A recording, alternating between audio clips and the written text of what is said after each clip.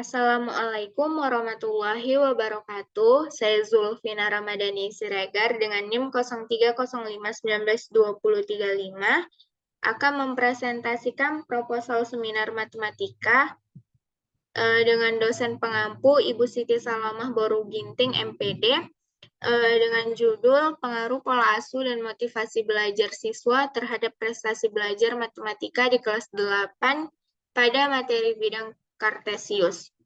Baik, langsung saja untuk bagian pendahuluannya, di mana dalam bagian pendahuluannya terdapat latar belakang masalah, identifikasi masalah, batasan masalah, rumusan masalah, tujuan penelitian, serta manfaat penelitian. Baik, untuk bagian latar belakangnya, pada masalah yang ditemukan adalah terdapat siswa yang sulit untuk memahami materi bidang Kartesius yang disebabkan kurangnya motivasi dan pola asuh dari orang tua yang kurang maksimal. Oleh sebab itu, siswa merasa sulit untuk menentukan posisi letak dari sumbu X dan sumbu Y. Selanjutnya, bab 2-nya ada landasan teoritis, di mana yang pertama ada kerangka teoritis. Di sini yang pertama akan memuat pengertian pemahaman, di mana pemahaman itu dapat diartikan dengan kemampuan seseorang untuk mengerti dan memahami sesuatu yang telah dipelajari atau diperolehnya dalam kegiatan mempelajari suatu pelajaran. Nah, di mana dalam pemahaman itu yang telah diperolehnya dapat diingat dan dipahami sehingga mampu untuk dijelaskan kembali serta dapat mengembangkan pengetahuan yang telah didapat oleh si peserta didik.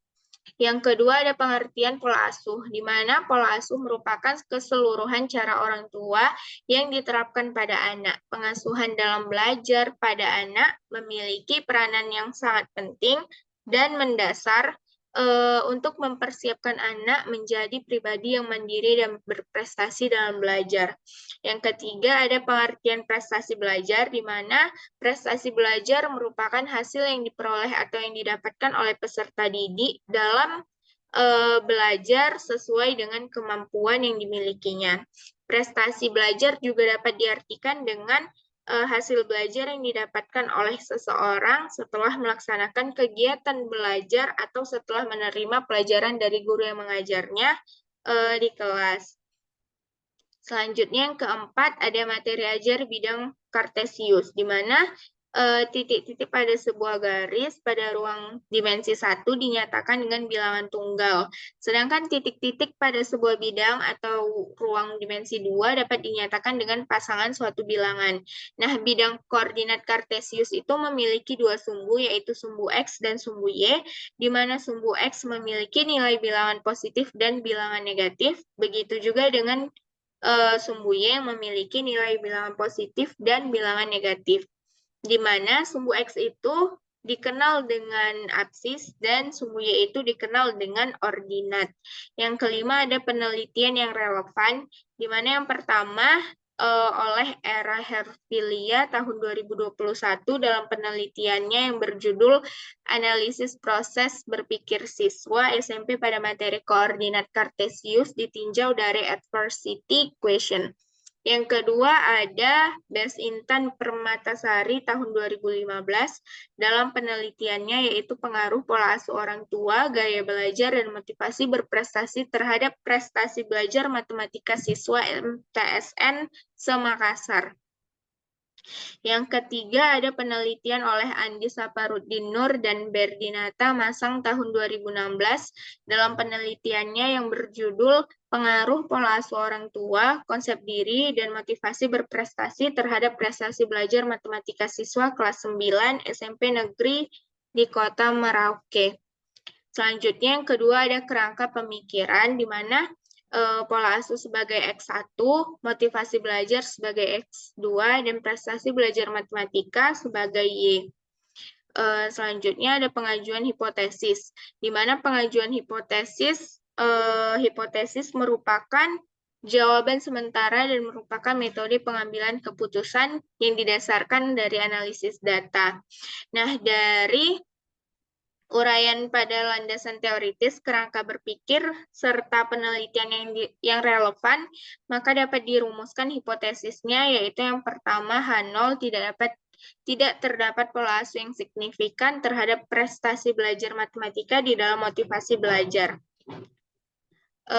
Yang kedua, HA terdapat motivasi belajar yang signifikan terhadap prestasi belajar matematika di dalam motivasi belajar siswa.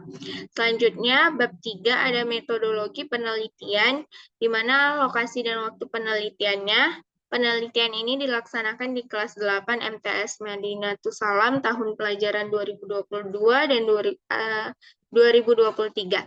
Yang beralamat di Jalan Sidomulyo, Kecamatan Percut Seituan, Kabupaten Deli Serdang. Nah, alasan peneliti memilih sekolah ini untuk menjadi lokasi penelitian adalah karena lokasi ini terdapat masalah yang telah dikemukakan sebelumnya, yaitu lemahnya pemahaman siswa terhadap posisi letak sumbu X dan sumbu Y di bidang koordinat kartesius. Dan juga di sini lokasi ini merupakan lokasi PPL 3 saya. Yang kedua ada jenis penelitian, di mana jenis penelitian yang digunakan merupakan penelitian eksperimen semu atau kuasi eksperimen. Di mana penelitian eksperimen bertujuan untuk mengetahui atau menilai suatu pengaruh dari perlakuan atau tindakan pendidikan terhadap perilaku siswa atau menguji hipotesis tentang ada atau tidaknya pengaruh tindakan itu apabila dibandingkan dengan tindakan yang lainnya. Yang ketiga ada populasi dan sampel, di mana populasi dalam penelitian ini adalah seluruh peserta didik kelas 8 MTS Madinatus Salam yang terdiri dari 5 kelas yang masing-masingnya itu berjumlah 30 peserta didik di setiap kelasnya. Maka populasi yang dalam penelitian ini berjumlah 150 siswa. Untuk sampel dalam penelitian ini adalah 60 siswa, di mana yang dipilih adalah kelas 81 dan 82. Yang keempat ada definisi operasional penelitian. Yang pertama, pola asuh merupakan hal yang sangat mendasar dalam sebuah pendidikan anak. Pengasuhan anak didik dimulai dari sejak bayi, dari kandungan. Pola asuh merupakan cara orang tua yang dimanfaatkan dalam membantu tumbuh kembang anak melalui pendidikan, pembimbingan, dan perawatan untuk anak. Yang kedua, motivasi merupakan daya penggerak dari dalam diri dan luar diri seseorang. Motivasi juga dapat diartikan sebagai sesuatu yang menggerakkan individu maupun sekelompok orang untuk melakukan atau tidak melakukan sesuatu. Motivasi pada manusia itu terdiri dari 3 macam motivasi, yaitu motivasi biologis, motivasi emosi, dan motivasi minat dan nilai. Yang ketiga ada bidang kartesius yang merupakan salah satu bagian dari materi matematika yang dipelajari dengan menggunakan bidang koordinat yang terdiri dari aksis dan ordinat atau sumbu X dan sumbu Y. Yang kelima ada teknik pengumpulan data, di mana teknik pengumpulan data dalam penelitian ini berupa kuesioner, angket, dan dokumentasi. Kuesioner digunakan sebagai alat untuk mengukur kemampuan anak didik dan pemahamannya terhadap materi bidang kartesius. Yang keenam ada teknik analisis data. Yang pertama ada uji validitas, di mana uji validitas digunakan untuk mengukur valid atau tidaknya suatu kuesioner. Kuesioner dapat dikatakan valid apabila pertanyaan mampu untuk menghasilkan sesuatu yang diukur oleh kuesioner tersebut.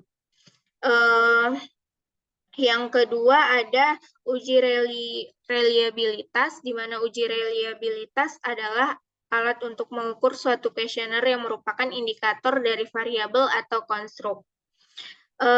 Suatu kuesioner dikatakan reliable apabila jawaban seseorang atau jawaban si peserta didik pada pertanyaan konsisten atau stabil dari waktu ke waktu. Yang ketiga ada uji tingkat kesukaran, di mana butir-butir item tes hasil belajar dapat dinyatakan sebagai butir-butir item yang baik apabila butir-butir tersebut tidak terlalu sukar atau tidak terlalu muda, dengan kata lain tingkat kesukarannya itu sedang atau cukup. Nah, dapat dirumuskan sebagai berikut, dilampirkan di dalam PPT. Selanjutnya ada uji daya beda, di mana uji daya beda soal ini merupakan kemampuan soal untuk membedakan antara peserta didik yang pintar atau yang memiliki kemampuan tinggi dengan peserta didik yang kurang pintar atau yang memiliki kemampuan yang rendah. Selanjutnya ada uji asumsi klasik, di mana uji asumsi klasik ini terdiri dari uji normalitas yang bertujuan untuk menguji apakah dalam regresi linear, variabel independen dan variabel dependennya berdistribusi normal atau tidak. Selanjutnya yang kedua ada uji parsial atau uji statistik T, di mana tujuannya adalah untuk mengetahui seberapa besar pengaruh masing-masing variabel independen secara simultan dan parsial terhadap variabel dependennya. Yang ketiga ada uji simultan, di mana uji simultan atau uji statistik F ini digunakan untuk mengetahui pengaruh masing-masing variabel independennya terhadap variabel dependennya. Mungkin itu saja yang dapat saya presentasikan. Lebih dan kurang mohon maaf. Saya akhiri dengan wassalamualaikum warahmatullahi wabarakatuh.